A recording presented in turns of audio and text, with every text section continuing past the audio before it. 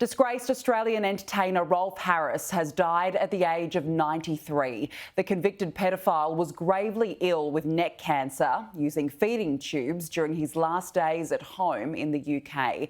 The family has made a statement, writing, "Rolf Harris recently died peacefully, surrounded by family and friends, and has now been laid to rest." He was once one of Australia's most celebrated entertainers. A commanding and colourful career which spanned the globe. It eventually came crashing down as a result of child sexual abuse charges. Born in 1930, Rolf Harris grew up in Perth and developed an interest in art and sport. A national swimming champion at 15, he narrowly missed out on representing Australia at the 1948 London Olympic Games. After polio ended his sporting career, he packed his bags and went to London in 1952 and enrolled in an art school.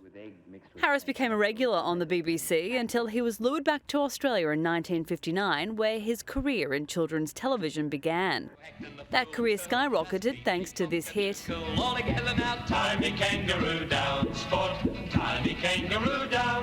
Timey Kangaroo Down Sport went to #1 on the Australian charts. It was an overnight success. By then, it was the 60s. Australian artists like the Seekers were making their mark on the world, particularly in the UK. Hey there, Georgie girl. Harris went back to England armed with his wobble board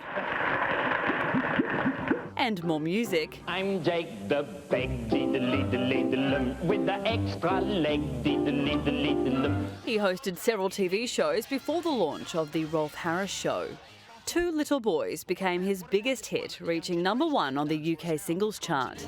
And I wonder if we'll remember when we were two little boys. Harris took centre stage as part of the opening celebrations for the Sydney Opera House in 1973. A year later, in the aftermath of Cyclone Tracy, he entertained local kids. You can't live in the loop like a cockatoo. Rolf Harris received some of Australia's and Britain's highest honours for his contribution to entertainment, charity and the community. Appointed a member of the Order of the British Empire in 1968, he was also among 100 people honoured as Australian National Living Treasures. He cemented his place as a fixture on children's shows for more than a decade on the BBC, before Star Portraits, which aired from 2004, introduced him to a new audience. Ready? Well, oh, God, I look like somebody else. Harris's artistic achievements led him to becoming the face of British paint. Trust British paints? Sure can. And in 2005, he painted a portrait of the Queen to celebrate her 80th birthday. I think it looks very nice. It's friendly anyway.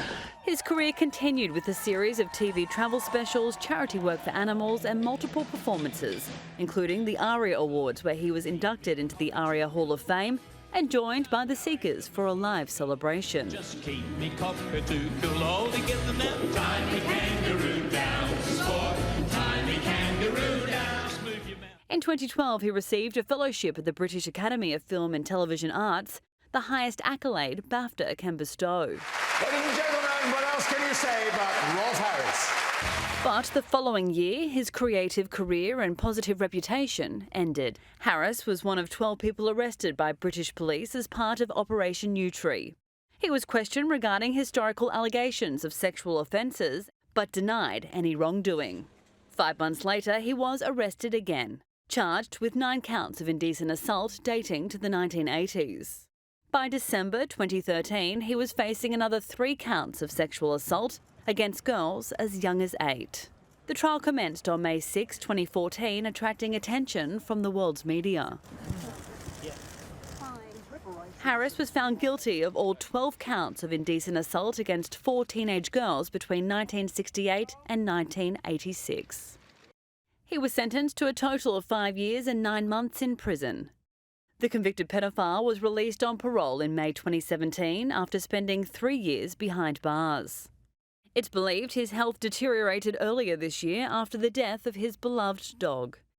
He required around-the-clock care after being diagnosed with neck cancer, unable to talk or eat in his final days.